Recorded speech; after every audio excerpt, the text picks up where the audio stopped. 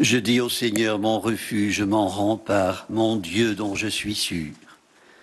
Frères et sœurs, en ces jours de si grande tension internationale, qui reprendra les paroles du psalmiste? Qu'au moins nous, croyants, nous les fassions nôtres en ce début de carême. C'est un temps dû de toute autre tension spirituelle, celle-là, une longue retraite pour entrer en soi et écouter la voix de Dieu. Dire que cette voix est de plus en plus ignorée, étouffée par les conflits du monde et ses divagations chimériques, c'est peu dire.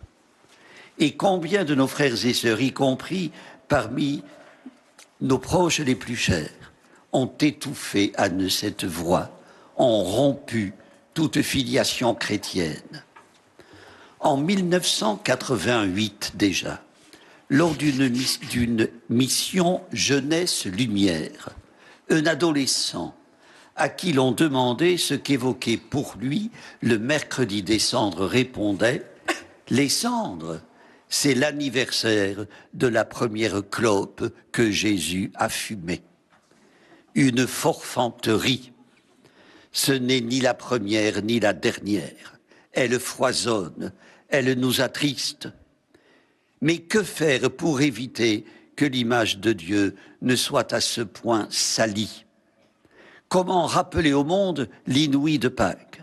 Comment faire qu'à l'entrée de ce carême, il discerne la lumière de la résurrection? Comment le mettre à profit et ne pas nous borner nous-mêmes à des travaux d'entretien et de maintenance? Frères et sœurs, inventer est de bon secours, inventer en commun de bonne aloi. Mais n'avons-nous pas déjà un modèle? Jésus, face aux 3 tentations du malin, trace le chemin. À nous de l'emprunter pour nous recentrer sur Dieu et refuser l'idolâtrie, la course au bonheur transitoire ou artificiel, nous mettre sous l'habit du Très-Haut, comme dit encore le psalmiste. Frères et sœurs, se recentrer sur Dieu, c'est d'avoir que faire d'une lampe magique pareille à celle d'Aladin, cachée au fond d'une caverne. S'agit-il d'acquérir une brillante fortune, de l'asseoir sur une situation inexpugnable, ou comme Jacques et Jean, d'être assis à la droite et à la gauche de leur maître? Voyez Jésus face à la première tentation. Si tu es le Fils de Dieu, ordonne à cette pierre de devenir du pain.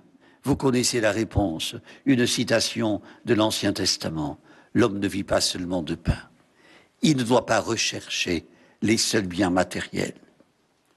Se recentrer sur Dieu, c'est en toute humilité, sans le tirer à soi par le pan de sa robe, ne pas l'utiliser à des fins égoïstes. Frères et sœurs, Dieu n'est pas une ceinture de sécurité, un pourvoyeur de besoins. Dans un monde où s'empilent les fétiches, il est urgent de purifier, voire de déchirer de telles images. N'est pas iconoclaste qui rejette les faux ou les apocryphes. Voyez Jésus face à la seconde tentation, quand Satan lui fait miroiter le pouvoir, la gloire, le royaume dont il prétend être le détenteur, des signes pour badauds. Tout cela n'est qu'ivresse d'une joie vide qui ne tardera pas à s'évanouir. Dieu ignore l'ivresse du pouvoir, il est le Tout-Puissant. Se recentrer sur Dieu requiert du croyant de progresser dans l'intelligence du mystère du Christ. L'horizon de ce dimanche de carême le rappelle. La progression sera peut-être laborieuse, lente. L'important est qu'elle soit continue, constante. Le cardinal de Lubac comparait le croyant qui s'efforce de connaître Dieu au nageur. Le nageur qui, pour se maintenir sur les flots, s'avance dans l'océan, obligé à chaque brasse de repousser une nouvelle vague. Il écarte sans cesse les représentations qui toujours se reforment, sachant bien qu'elles le portent, mais que s'y arrêter serait périr. Frères et sœurs, avancez en bravant les vagues, effacez les fausses représentations de Dieu, écartez les mirages. La foi libère de la fascination du serpent. Le père Varillon, dans la toute dernière retraite qu'il prêcha de religieuse, leur disait « Je vous demande, avec une instance aussi forte que j'en suis capable, d'être impitoyable pour ne jamais mettre en Dieu autre chose que de l'amour. Dieu n'est qu'amour. Si nous biffons, disait-il, si nous biffons ce « ne que », nous ne sommes plus devant Dieu, nous sommes devant Jupiter. En Dieu, il n'y a pas d'autre puissance que la puissance de l'amour, un amour tout-puissant. Voyez la troisième intervention du diable, je ne dis plus tentation, la plus importante, c'est la mise à l'épreuve de Dieu. Réponse de Jésus, tu ne mettras pas à l'épreuve le Seigneur ton Dieu. Tu ne contrecarres pas le cours de l'histoire du salut. L'amour de Dieu est à toute épreuve. Frères et sœurs, c'est à cette puissance d'amour que nous devons faire appel dans notre prière pour la paix en Ukraine. La puissance d'amour d'un Dieu qui, d'un tout petit clan araméen nomade, a fait une grande nation. Par amour pour ses amis et pour ses ennemis, indistinctement, le Christ a été crucifié. Entre juifs et païens, il n'y a pas de différence. Tous ont le même Seigneur, généreux envers tous ceux qui l'invoquent, écrit Paul aux Romains. La tentation, liée en ces jours de grande inquiétude, serait de croire qu'une fatalité païenne enferme l'histoire dans la violence, d'implorer de Dieu sa puissance guerrière au lieu de son amour. Ce serait faire retour à la scène originelle de la Genèse, confondre Dieu avec le diable, revenir au tout premier mensonge émis sur la terre.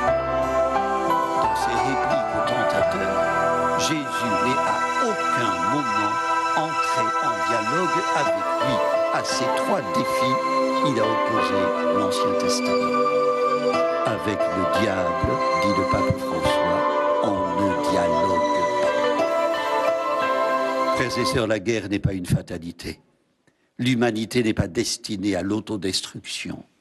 Saint Jean-Paul II n'a cessé de le marteler. Saint Jean-Paul II, lui qui le premier a dénoncé les accords de Yalta, ce partage du monde en trois convoitises. Implorons son intercession, l'hydre renaît. Après son baptême, Jésus, dans l'esprit, fut conduit au désert. Au terme de 40 jours, il a repoussé toutes les tentations. Prions pour que, à l'entrée de ce carême, l'Esprit guide le monde et fasse redécouvrir le Prince de la paix. Amen. Prions le Seigneur.